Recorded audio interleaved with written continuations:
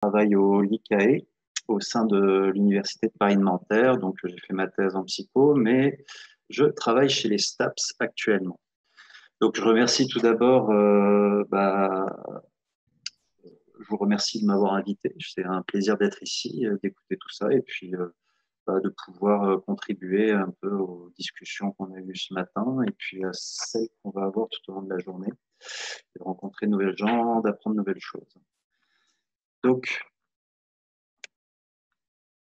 à la base, je m'étais engagé à faire une intervention sur une conception de l'attention comme système sensorimoteur multimodal, car à cette époque, naïf, plein de fougue, j'étais persuadé que j'aurais des données à vous présenter. Et la magie de l'actualité a fait que les données, je les ai pour.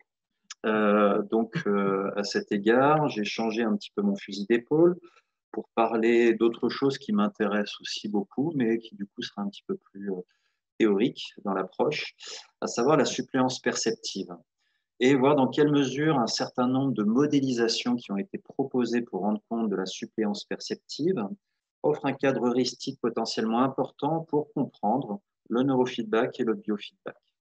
Alors, j'utilise le terme de suppléance perceptive. Si vous cherchez dans la littérature, vous trouverez peut-être le terme de substitution sensorielle. Je reviendrai ça un petit peu après.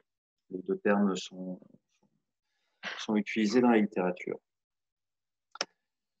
Alors, tout d'abord, je souhaiterais évoquer que la présentation que je fais aujourd'hui doit beaucoup aux échanges que j'ai eus avec les collègues de Nanterre, notamment Thibaut Brouillet, qui appartient au même labo que moi, et Hélène Lestage, qui a fait sa thèse avec Thibaut Brouillet, justement, sur la thématique dont je vais vous entretenir à présent. Peut-être que j'enlève le masque pour... je sais pas. Bon, je troque le textile pour le poil. Voilà. Donc, pour commencer cette intervention, j'évoquerai une question qui a été posée par William Molineux à John Locke au XVIIIe siècle. Donc, problème assez connu qui a soulevé beaucoup de débats en philosophie, à savoir, prenons une personne aveugle de naissance, complètement aveugle.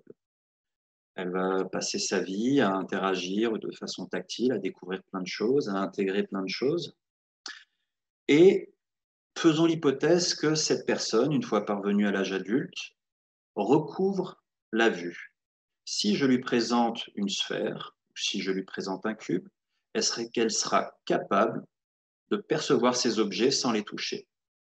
Donc, initialement, c'était un problème de philosophie qui a animé la communauté empiriste, mais pour le coup, plus récemment, ça a animé aussi pas mal de chercheurs en sciences cognitives et notamment les cliniciens. Donc, ceux qui ont vraiment fait l'expérience, pour le coup, après, ont pu constater qu'effectivement, quand une personne est vraiment totalement et pleinement aveugle de naissance et qu'elle recouvre la vue à l'âge adulte, eh bien, elle n'est pas capable de reconnaître un objet tel quel sans l'avoir exploré. Il faut apprendre à voir. Il faut apprendre à percevoir. Maintenant, qu'est-ce que ça veut dire apprendre à percevoir? Qu'est-ce que ça veut dire apprendre à voir? La question est un petit peu plus épineuse. Pas mal de monde s'y est essayé dans des contextes expérimentaux et paradigmatiques assez variés. Là, je vais vous présenter les propositions qui ont été faites dans un cadre assez particulier, qui est celui les problématiques qui sont soulevées évidemment par la question du biofeedback et du neurofeedback, parce qu'après tout, il s'agit de permettre à une personne d'accéder à des variables physiologiques, d'accéder à la conscience de variables physiologiques qui, normalement, sont plus compliquées à accéder, voire impossibles. Donc, finalement, d'une certaine façon, ça implique un apprentissage pour percevoir quelque chose qu'on ne percevait pas sans. Donc, petit rappel, j'imagine que c'est peut-être inutile pour la plupart des gens, mais je le fais quand même. Globalement, un dispositif de biofeedback ou de neurofeedback consiste à poser un capteur sur une personne. Donc, s'il s'agit d'électroencéphalogramme, enfin d'un signal qui vient du cerveau, on parlera de neurofeedback. S'il s'agit de quelque chose, d'une autre constante physiologique, une autre variable physiologique, par exemple le rythme cardiaque ou la réponse électrodermale, on parlera de biofeedback plus globalement. Et ce signal en temps réel, on le projette dans une modalité qui est facilement accessible à la personne. Donc, en l'occurrence, ça peut être un signal auditif, mais plus souvent, c'est un signal visuel. Donc, dans l'exemple qui était donné dans cet article, c'était une montgolfière qui pouvait monter ou descendre en fonction de ce qui avait été capté. Et du coup, la personne peut savoir si cette variable monte ou descend et si elle arrive à la faire monter, à la faire descendre. Donc, le fait est que le biofeedback, le neurofeedback permettent la régulation d'une variable biologique de façon volontaire. Alors, il y a une partie de la littérature qui explore dans quelle mesure elle peut être modulée également de façon implicite, mais généralement, c'est plutôt explicite la façon dont ça se fait, et ça implique deux aspects importants, à savoir la capacité à discriminer cette variable physiologique qui auparavant était plus difficilement accessible ou impossible, et d'autre part, le fait que cette variable physiologique, je peux la moduler volontairement.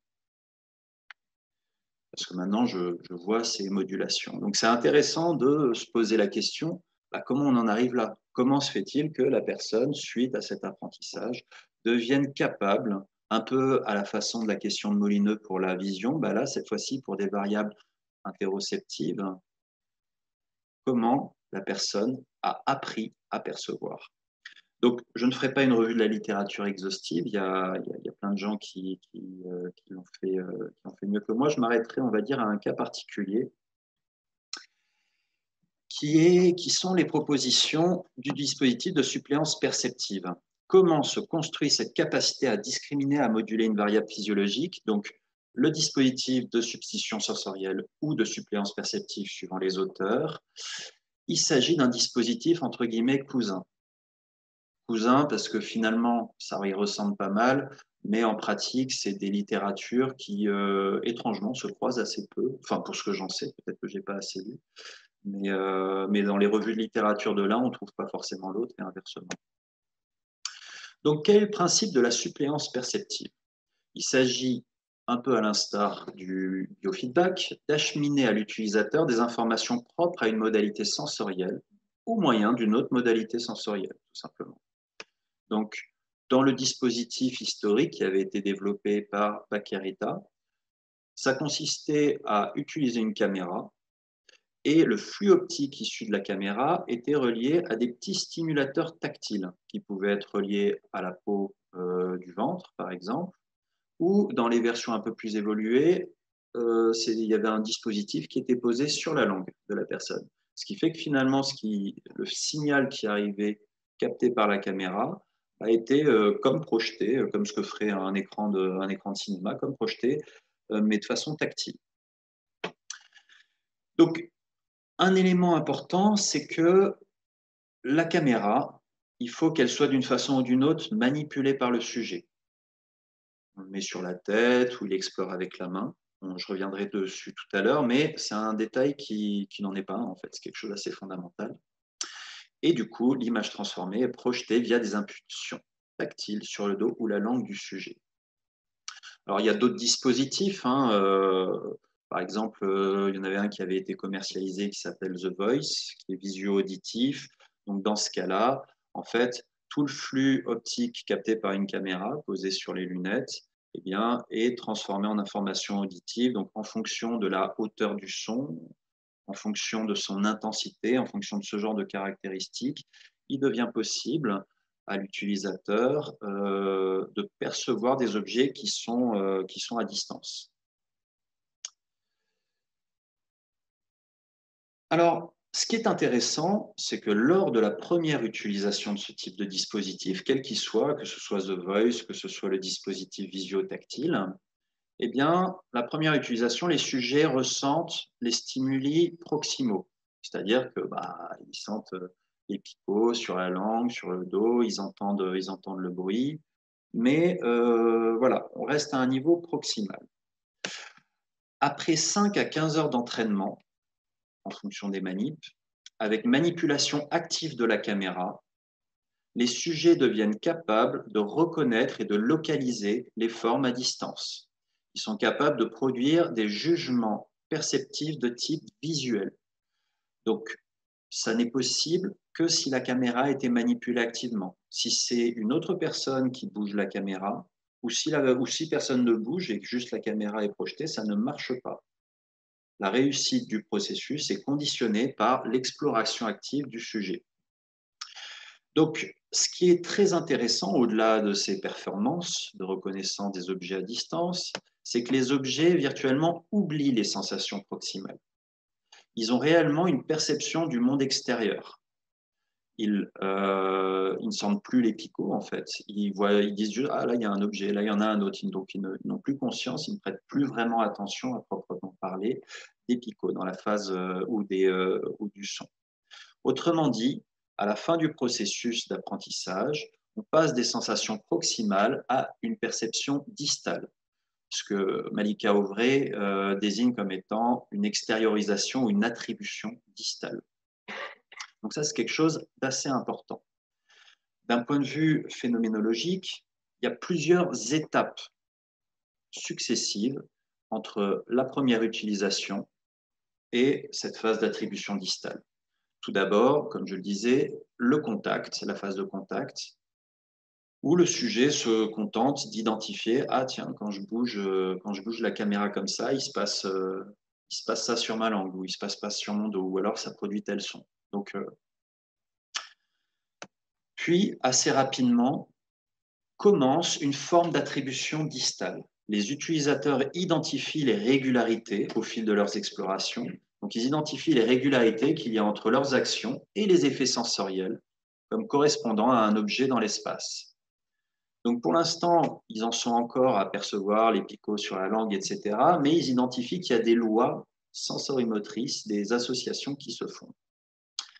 Progressivement, ils acquièrent une certaine maîtrise de l'espace distal, ils sont capables de faire varier les points de vue et d'action, donc d'avoir une perception de l'espace un petit peu plus aboutie, jusqu'à arriver à une vraie localisation distale, donc une forme d'automatisation de l'attribution distale, à laquelle ils ont directement accès au percept sans le passage conscient par les sensations. Si on devait prendre une métaphore, ça peut se rapprocher du fait que quand on est dans sa voiture et qu'on conduit, bah, on ne pense pas aux mains sur son volant. On pense, tiens, j'ai percuté un truc avant, un petit peu comme si la voiture était un prolongement de son propre corps. Bah, c'est un petit peu la même chose. Là, il ne fait pas attention. Cette fois-ci, ce n'est pas un volant, c'est le dispositif qu'il y a sur sa langue ou sur son dos, mais il perçoit directement l'espace distal. Et après une certaine pratique, eh bien, il y a une vraie expérience distale qui se complexifie avec un partage de l'expérience perceptive qui permet de constituer du sens, de l'émotion, des valeurs communes attachées à cette expérience. Donc, une expérience plus riche, une expérience plus complexe. Donc, pour l'instant, on est juste dans la description du dispositif et on va dire des conséquences, qu'est-ce qu'il faut pour que ça marche, qu'est-ce qu'il faut pour que ça ne marche pas. De façon globale, dans la suppléance perceptive, la perception est tributaire de l'action du sujet et de notre capacité à mettre en lien nos actions avec leurs effets sensoriels. Maintenant, dans la suite de cet exposé, je vais essayer de voir comment on peut interpréter ça finalement et quels mécanismes ont été proposés dans la littérature pour rendre compte de cette phase d'apprentissage. Donc, j'évoquerai deux approches théoriques qui, de mon point de vue, sont complémentaires, la théorie sensorimotrice et les approches idéomotrices. Donc, commençons avec la théorie sensorimotrice, qui a été développée par O'Regan et Noé. J'ai pas mis la date, je crois que c'est 2001. Et il y a toute une littérature qui s'y réfère, notamment à Compiègne. Vous avez Olivier Gapen, vous avez Le Nez qui travaille avec ce modèle. Donc, dans cette perspective, pour O'Regan et Noé, qu'est-ce qui se passe quand on utilise un dispositif de suppléance perceptive? Eh bien, dans un premier temps, le sujet va faire des mouvements exploratoires. Il va bouger la caméra comme il le veut, comme il le souhaite, et progressivement, il va identifier des variations sensorielles en retour du dispositif, donc ce que le dispositif lui envoie sur la langue ou sur la peau du dos, si je prends l'exemple du dispositif visio-tactile, mais aussi les retours sensoriels proprioceptifs qui lui viennent de la main, par exemple, qui explore, de la main qui porte la caméra et qui explore. Ou alors, si la caméra est sur la tête, c'est un retour proprioceptif qui viendra des muscles du cou, etc., etc. Et à partir de ça, il va constituer des lois de contingence sensorimotrice. Autrement dit, il va faire une inférence sur les caractéristiques de l'objet, donc un truc assez cognitif dans un premier temps, où il va se dire, ah bah tiens, quand je fais ça, je bouge vers la droite, eh bien, il se trouve que en même temps que la sensation de ma main qui bouge vers la droite, eh ben, ça crée ça sur le dispositif qui est sur la peau de mon dos. Donc c'est intéressant. Et derrière, quand je vais voir, il y a effectivement un objet là. Donc ça, c'est une première étape. Vous le voyez sur le schéma que j'ai mis ici, on a les mouvements et du coup la proprioception associée à ces mouvements qui sont mis en contingence avec les variations sensorielles liées au dispositif et on a une forme de perception indirecte de l'espace, des objets dans l'espace qui se fait. Dans un second temps, va se dérouler une attribution distale, la fameuse attribution distale.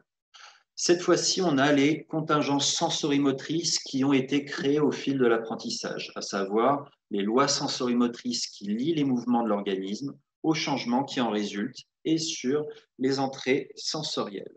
Donc, autrement dit, par rapport à la première phase, vous voyez ici que les mouvements qu'on fait et les variations sensorielles sont intégrées sous la forme d'une contingence sensorimotrice, comme s'il s'agissait d'un tout cohérent. On reviendra un peu sur cet aspect dans la loi idéomotrice dans un second temps.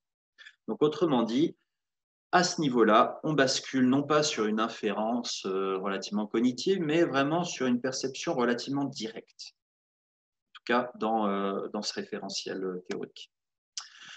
C'est donc la répétition de cette association entre mouvement et sensation conséquente qui sous-tend l'attribution distale et l'émergence de la perception distale lors de l'utilisation sensorimotrice.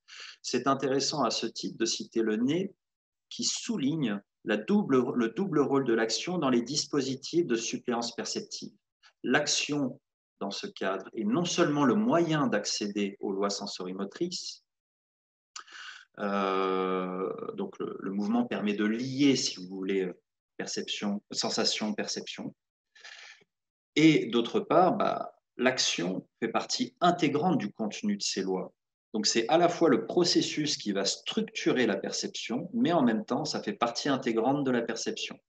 Dans ce que propose O'Regan et Noé et dans ce que propose le nez, perception-action sont les deux faces d'une même pièce, indissociables, et ils se co-structurent au fil des interactions avec l'environnement. À ce titre, c'est intéressant parce que si on veut faire un parallèle entre le dispositif de suppléance perceptive et ce que propose le nez, il y a quand même une certaine proximité entre cette idée d'action qui est un moyen d'accéder aux lois sensorimotrices et le contenu de ces lois. Et ce que je disais tout à l'heure, un petit peu plus tôt au sujet du biofeedback, à savoir que la régulation d'une variable biologique de façon volontaire, elle suppose la capacité, elle implique la capacité à discriminer la variable biologique, mais également la capacité à moduler volontairement cette variable biologique. Donc, dispositif cousin, mais peut-être processus jumeaux. Mais c'est à voir si on reste sur les métaphores familiales. Donc, maintenant se pose la question, donc il y a cette loi des contingences sensorimotrices qui a été proposée par O'Regan et Noé, mais dans la littérature est beaucoup discuté finalement sur la façon dont se passe l'émergence de l'attribution distale, car dans la proposition théorique de la théorie sensorimotrice, des contingences sensorimotrices, finalement, cette phase finale d'attribution distale ne convainc pas tout le monde. Et donc, c'est là, dans son travail de thèse, que Hélène Lestage s'est intéressée, avec Thibaut Brouillet, aux théories idéomotrices qui, classiquement, ne s'intéressent absolument pas à la suppléance perceptive. Donc, c'est des théories assez anciennes. Hein.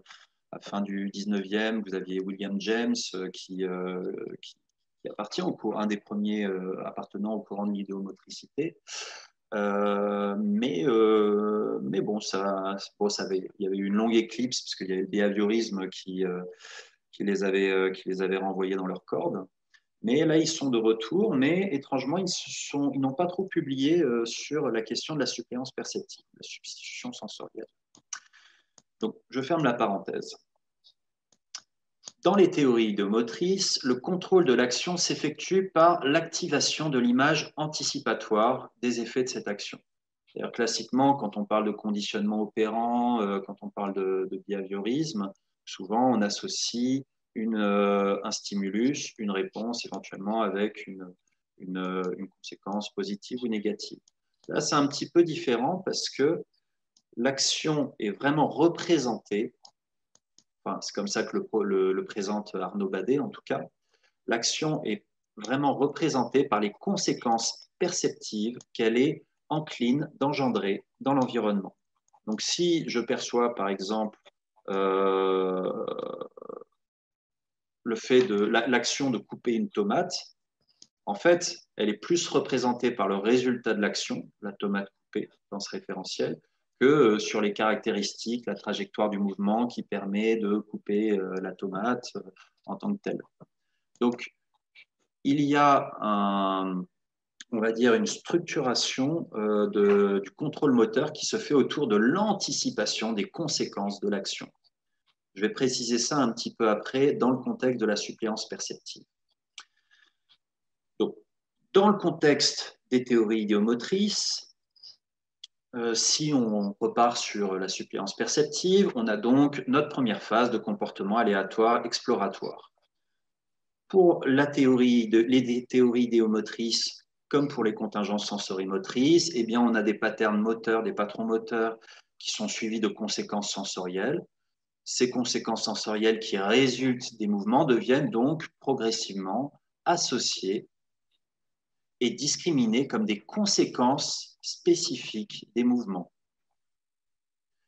Cette association se renforce si elle est répétée et stable dans le temps.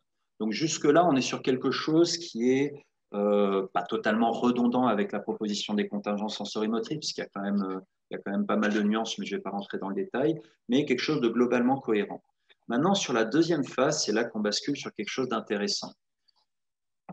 Dans la deuxième phase, il y a intégration du mouvement et de sa conséquence. Une fois acquise, cette association entre un mouvement et ses effets est bidirectionnelle.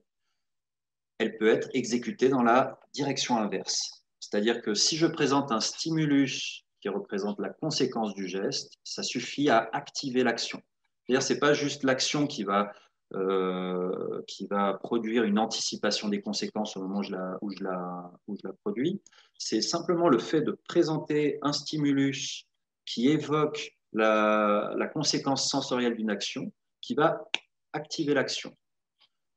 Et c'est comme ça d'ailleurs que la théorie idéomotrice explique les fameuses notions d'affordance développées par Gibson et par tous ces courants-là. Quand je vois un stimulus qui a cet objet, quand je dis des mots qui ont du sens, pardon. Quand je prends un stimulus que je pose à un endroit, en fait, il y a toute une littérature qui montre que le simple fait de percevoir ce stimulus active un certain nombre de réponses possibles que je peux avoir vis-à-vis de ce stimulus. En fait, dans la théorie idéomotrice, et ils l'ont montré dans différents paradigmes, eh bien, à force de poser des objets à un endroit, à force d'avoir toujours ma main qui interagit avec des objets à ce même endroit, donc autrement dit, ma main pose un objet à un endroit et du coup, cet objet et tous les retours proprioceptifs visuels qui l'accompagnent deviennent une conséquence sensorielle du geste que je fais, et ben, si j'arrive dans une pièce et que je vois cet objet, et ben, ça va activer la réponse de le saisir. Donc, c'est bidirectionnel. Donc là, c'est intéressant parce que ça explique pourquoi, dans le cadre de la suppléance perceptive, les sensations proximales deviennent intégrées à la perception des stimuli extérieurs.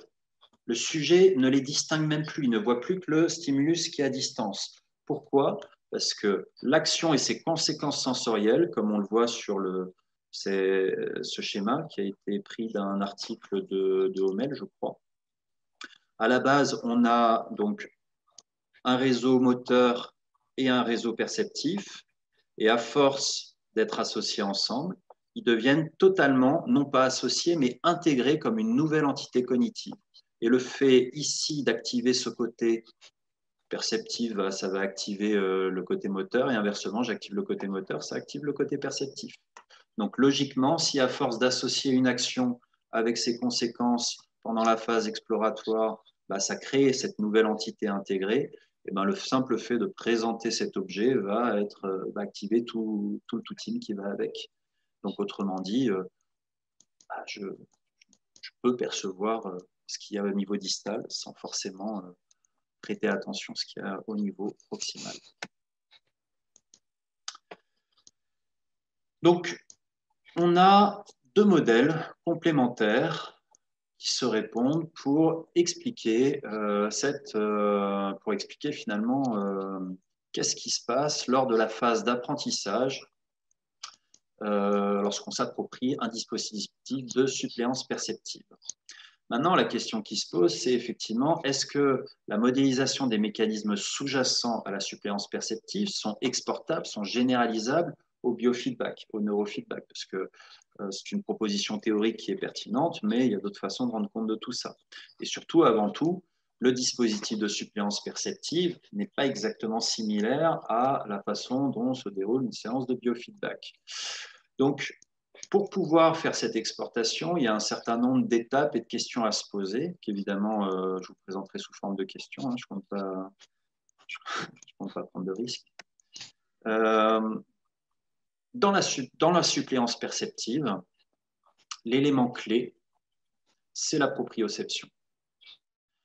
On bouge une caméra, on bouge une caméra, et finalement, c'est les retours proprioceptifs qui viennent de ce membre exploratoire qui vont être mis en loi sensorimotrice, en contingence avec l'activation qu'il y a au niveau des stimuli tactiles.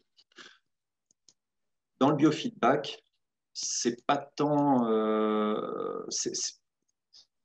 alors, ça va dépendre du type de signal qu'on utilise, parce qu'évidemment, il y a plein de dispositifs de biofeedback, de neurofeedback, mais ça renvoie souvent à des retours qui sont un petit peu différents. Par exemple, si je fais un dispositif de biofeedback basique avec le rythme cardiaque ou avec le volume d'air expiré ou inspiré, bon, bah, ça va impliquer des retours un petit peu différents, qui sont pas les mêmes que quand je bouge des muscles striés dans un geste d'exploration. Donc, est-ce que ce qui a été théorisé pour la proprioception dans ce cas-là est généralisable à ces dispositifs de biofeedback? Il faut d'abord être capable de pouvoir dire que ça va se passer de la même façon. Deuxième question, c'est lié au fait que quand j'utilise un dispositif de suppléance perceptive, eh bien, l'élément clé qui est manipulé et qui par la suite est discriminé par le sujet, ce sont les caractéristiques spatiales des objets, leur forme, leur localisation. Éventuellement, on peut le faire aussi avec la couleur, hein, il y a plein d'autres cas, mais globalement, la notion d'espace est centrale. Dans le biofeedback, en général, on est moins sur des variables en lien avec l'espace. Encore une fois, ça dépend du dispositif. Je généralise à la truelle, bien sûr. Mais on joue plutôt sur des variations d'intensité. Accélération d'un rythme cardiaque, si je garde cet exemple, diminution, ou sur des aspects plus qualitatifs. fonction de ce que fait la personne. Si on est sur du neurofeedback, la personne est obligée d'explorer son corps d'une certaine façon jusqu'à trouver un levier qui marche. Et du coup, on n'est pas sur des caractéristiques spatiales comme voilà, où est cet objet dans la pièce. Car le troisième aspect qui mérite aussi réflexion, c'est la question du l'objet dans la suppléance perceptive, il est la plupart du temps externe au corps. J'essaie de localiser un obstacle qui se trouve à côté de moi ou une tasse de thé que je souhaite récupérer. Dans le biofeedback, la plupart du temps, les dispositifs sont pensés afin de percevoir quelque chose d'interne au corps. Donc là encore, en termes de finalité, c'est un petit peu différent. C'est un peu comme si on avait deux dispositifs qui se regardaient dans un miroir. Chacun, vous voyez, un peu à la surface de l'eau. Il y en a un qui est à l'intérieur, l'autre qui est à l'extérieur, et puis ils se regardent. Et finalement, potentiellement, ils ondulent de la même façon à la surface, mais ils sont quand même dans deux surfaces différentes. Donc, est-ce que du coup, en termes de motivation, en termes d'intentionnalité, ça renvoie aux mêmes choses? C'est une question qui mérite d'être explorée. Dernier aspect, eh bien, c'est un petit détail technique, là encore, qui va varier en fonction des types de dispositifs. Mais quand on fait de la suppléance perceptive, encore une fois, je bouge avec ma caméra. Dans la phase d'apprentissage, la variation, elle vient de mon corps en mouvement. Souvent, on ne va pas bouger tout de suite l'objet. Après, dans les phases ultérieures, on peut s'amuser à mettre des objets en mouvement, ça peut fonctionner. Et dans les premières phases, on ne fait pas bouger la personne plus les objets, sinon les résultats ne sont pas très bons. Donc, les variations viennent du sujet essentiellement, et du coup des retours proprioceptifs qui viennent de ses actions quand il explore, et l'objet est fixe. Donc finalement, la création des contingences sensorielles se fait surtout sur cette base, avec un point fixe et un point un petit peu plus mouvant qui vient du corps. Dans le cas du biofeedback, c'est un petit peu différent parce qu'on est dans une situation où les variations viennent du sujet et de l'objet, dans la mesure où l'objet, c'est le sujet. Donc finalement, à la fois la source du mouvement, si vous voulez, si vous avez une boucle entre le sujet et l'objet, là, la variation, elle vient à la fois d'un des deux pôles et de l'autre des pôles.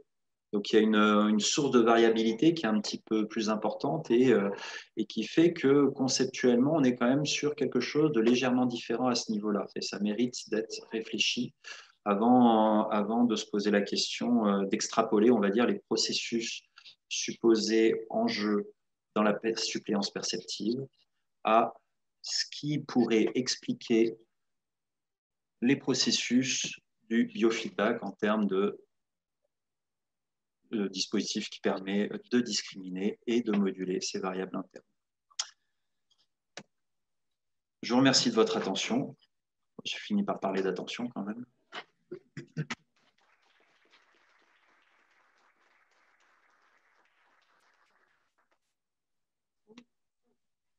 Merci beaucoup Alexandre.